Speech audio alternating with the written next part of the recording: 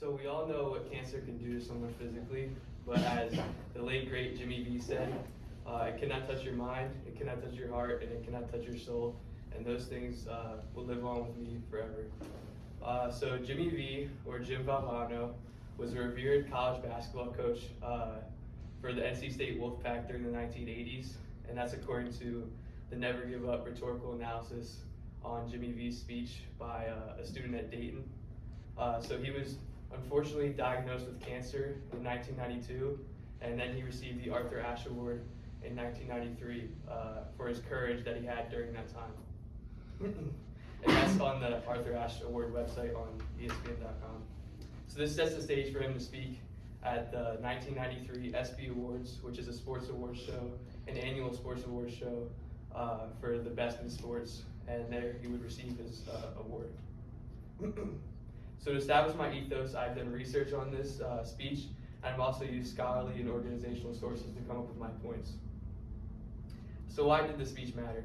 It mattered for three reasons, because number one, it inspired all who listened. Number two, it raised money and awareness for cancer research.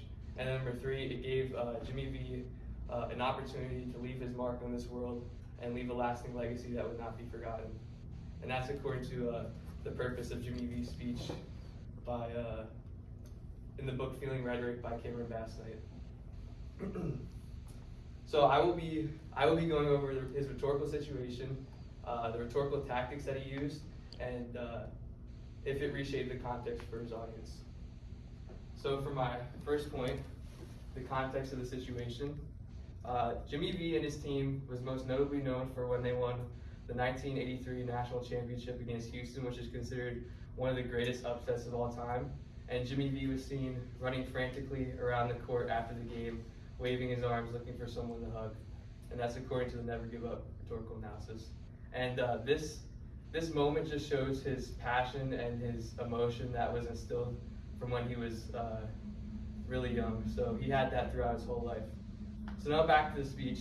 The problems at hand for Jimmy V during the speech was that people were not valuing their time that they have in this life. They were not valuing that time as they should, and they were taking it for granted.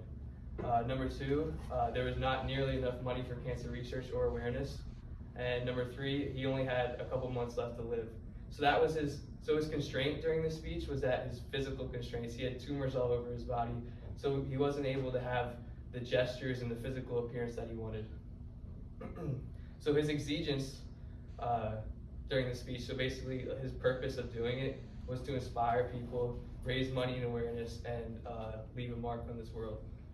And that's according to the purpose of Jimmy V's speech, and then also analyzing situations from the book Rhetorical Criticism by Roger Clark. So he was also committed to fighting cancer, so that was also a reason of him doing it. He was not only committed to fight his own cancer, but also cancer, people everywhere dealing with cancer and people that were dying every day because of it. So his audience was the ESPY crowd, which was sports stars and their families, and also millions worldwide watching.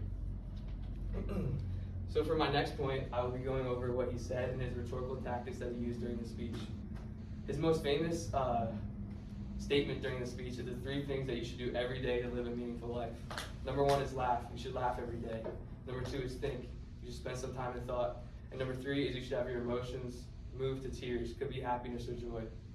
And this is an example of hierarchy from the book, from Dramatistic Criticism from Roger Clark's book. And basically, this just means, we can't be perfect. We can't be perfect. We can't be ideal, but he's urging us on to do the best we can and live the best life that we can. And he's giving us a blueprint to do so. So he's also providing awarenesses to this disease that is basically killing him, and he would die a few months later. But he's saying that we need your help. We need your help. And he's putting cancer as a devil term, which we talked about in class. So, and it's also the scapegoat and the agent of this speech, because if he puts all the blame on cancer, so that his audience would look at the people dealing with cancer and want to help them and want to raise money for them. And that's from dramatistic criticism. So how did this change the context for his audience, and was the speech successful? This speech was successful for 3 reasons.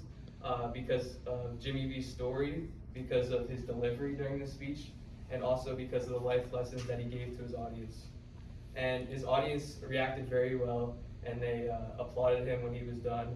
And proof of this speech being successful even today is that the speech has 5.9 million views on YouTube, and also his foundation, the V Foundation, which is v.org, and it's an ESPN foundation, but it's his foundation to raise money for cancer research. And they have donated $290 million to cancer research today. So that's just incredible, and I don't think he gets enough prop for that, because that is an incredible amount of money that's helping people every day. This speech also matters because people are still dying from this disease, and the fight isn't over.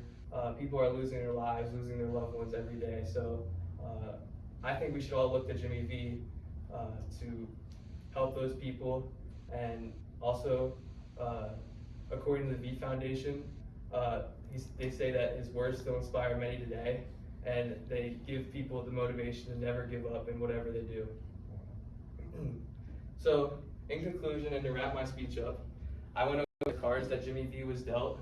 I went over his rhetorical tactics and what he said during his speech, and I also showed that his audience reacted well, and that the speech is still important today. So, Jimmy V, thank you for everything you did and still do today to people like me and people dealing with cancer. And I don't have cancer, but I'm just saying. Sorry, I didn't mean that. But he still inspires me today, and I want to thank you for that, and rest in peace to Jimmy V.